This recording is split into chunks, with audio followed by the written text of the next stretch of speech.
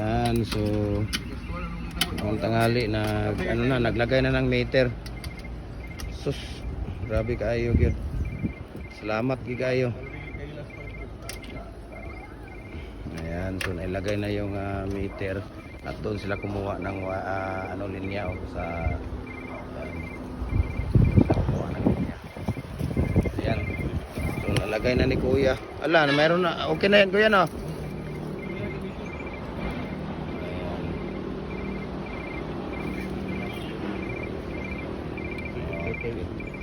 Ayan, good morning sa ating lahat. Dito sila ni Kuya. Nag-install sila ng ating kuryente para sa ating Bulwa brands na hardware. Ayan, so dito nila in-install sa store at punta kami mamaya-maya doon para sila dito. Para mag-install doon sa site mismo. Ayan, si Kuya. Kuya, ano pangalan mo, Kuya? Si Kuya, ano pangalan mo? Toto, ina Toto. Ay, si Kuya Toto. Ikaw, Kuya? Kuya Sed. Ha? Kuya Sed. Kuya, ha? Sed. Sid. Ayan, si Kuya Sid. Okay. So, ito yung mga ginagawa nila ngayon. Ayan sila ni Kuya. So, ganito lang pala maglagay ng ng 3R Nima. Ayan. So, malapit nang matapos. Punta na kami doon sa site para i-install namin. Ayan. So, dito na tayo ngayon sa site. Sila ni Kuya para maglagay na na natin, no? Ipa-standa natin yung ating poste ng ating kuryente. Ayan. Ito na. Dito na, ayan. Nalagyan na ng pangalan. Ayan, Pagikan, yung ating meter base at ating weatherproof na 3R Nima. Ayan si Kuya Kim, nagmix ng simento para dito, maglalagay dito. Ayan. So ito yung natin. Ayan. Ayan, yung poste na yan, yung dalawang poste. Ayan, at saka yung poste na yon doon sa likod ng lubi at saka yan ang atin. Okay. So dito sa harap ng daan. Okay, ito yung pinaka-master road natin. Ayan. So ayan na, naikabit na natin yung ating meter base. Ayan. So nandito sila ni Kuya, kasalukuyang naglalagay ng buhangin. Ayan sila ni Kuya. Ito pa si Kuya Tuto. At si Street ba? Ang kuno support ba? Ang gabi dito ng span, ang secondary rap. ayan. Talikod. Sa likod? Kuno to gamay? Ayan sila ni Kuya. Sa ibiyo? Ana. Kana. Ana or dito ta? Kana. Ha? Kana. Para dito lang. Dito lang. Taklit man. Ayan na sila ni Kuya, no? Mabasa mo na. Tarawa, ito ba? Pusti ba? Oh. Dahil doon kukuha ng linya sa likod. Nandoon yung secondary ng line ng Sipalco. So ayan na.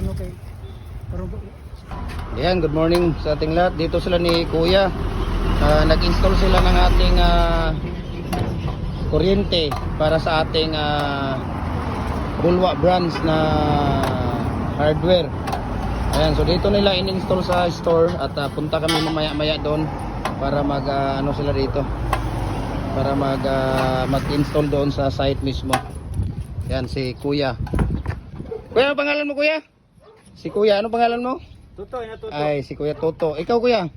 Kuya Sed. Ha? Kuya Sed. Kuya, ha? Sed. Sid. Ayan, si Kuya Sid. Okay. So ito yung mga ginagawa nila ngayon. Ayan sila ni Kuya. So ganito lang pala maglagay ng ng 3R Nima. Ayan. So malapit nang matapos. Punta na kami doon sa site para i-install namin. Ayan. So dito na tayo ngayon sa site, sila ni Kuya, para maglagay na na natin, no? Ipa-standa natin yung ating poste ng ating kuryente. Ayan.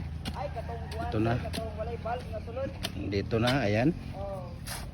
Nalagyan na ng pangalan. Ayan, pagikan. Yung ating meter base at ating weatherproof na 3R Lima. Ayan si Kuya Kim, nagmix ng simento para dito. Lalagay dito. Ayan. So ito yung ano natin Ayan. Ayan, yung poste na yan. Yung dalawang poste. Ayan, at saka yung poste na yon doon sa likod ng lubi at saka yan ang atin. Okay. So dito sa harap ng daan. Okay, ito yung pinaka master road natin. Ayan. So ayan na, naikabit na natin yung ating meter base. Ayan. So nandito sila ni Kuya, kasalukuyang naglalagay ng buhangin. Ayan sila ni Kuya. Ito pa si Kuya Tuto.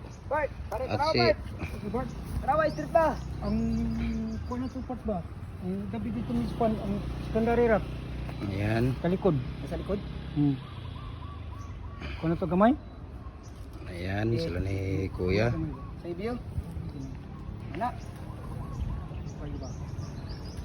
Kana ana or dito ta? Kana. Ha? Kana. Para dito lang. Dito lang tulong. Taklit man. Ayan na sila ni Kuya, no?